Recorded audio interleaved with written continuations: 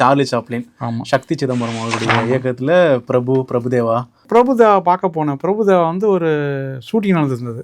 பார்த்துட்டு போன அந்த சாங்கே தான் சொல்கிறாரு, என்ன அடி ஜி, எப்படி ஜி அடிச்சிங்க, அதை சூப்பர் அடி, பேக்கிங் எப்படி அடிச்சிங்க, அதே தான் ஒரு 2-3 தடவை சொன்னார் என்கிட்ட. அந்த மாதிரி இதில் ஏதாவது மாற்றி விடுங்க ஜி அப்படின்னாரு பிரபுதேவா சார். அங்கே பண்ணதான் அவள் கண்ணை பார்த்தா ஐயோ அம்மா அந்த பாட்டு, முதலாம் சந்திப்பில். அப்புறம் வந்து சும்மா இங்கே வந்து கம்போஸ் பண்ணேன், சென்னை வந்துட்டேன். கண்ணா சம்சா சல்பசா அது கூட இங்கே வந்து கம்போஸ் பண்ணேன்.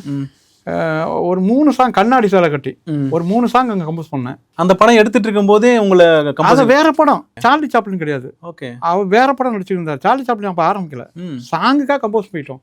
கம்போசிங் முடிச்சுட்டு வந்து திருப்பி இங்கே வந்து சாங் ரெக்கார்டிங் பண்ணி அதுக்கப்புறம் தான் ஆரம்பிச்சாங்க.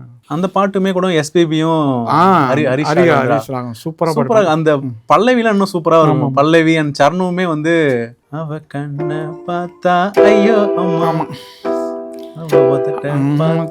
ஐயோ அம்மா, அது வந்து அந்த சீக்வன்ஸை சொல்றாரு சக்தி சார். அதாவது வந்து அத பிரபு கிட்ட வந்து இந்த பொண்ணை பத்தி வந்து பாடுறாப்புல வர்ணிக்கிறாரு. அதான் பாட்டு. எப்படி பண்ணீங்களோ பண்ணுங்க அப்படிங்கல அந்த ஐடியா பண்ணா, அந்த ஐடியா நல்ல செட்டப் ஆகிட்டு இங்கேருந்து ஒரு லெட்டர் இதை எழுதி கொடுப்பாரு. ரொம்ப நல்லா இருக்கும். அது விஷுவலாகவும் ரொம்ப நல்லா இருக்கும் அந்த பாட்டு.